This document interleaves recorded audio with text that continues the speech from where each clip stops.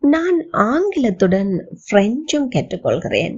I learn English as well as French.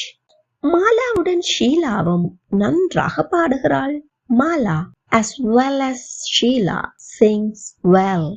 அவனுடன் அவளும் பூங்காவில் இருந்தாள். He as well as she was at the park.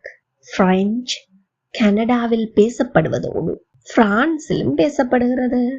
French is spoken in Canada as well as in France. இந்த video உங்களுக்கு பயனுள்ளதா இருந்தா இப்பவே லைக் பண்ணிட்டு பாருங்க. அவன் படம் வரைவதில் அசாத்தியமானவன், அத்துடன் கைதேர்ந்த படப்பிடிப்பாளரும் கூட. He is extraordinary in drawing as well as a talented photographer. அவன் பாடகன், அத்துடன் கவிஞரும் கூட. இதை எப்படி சொல்லலாம்? கமெண்ட்ல சொல்லுங்க.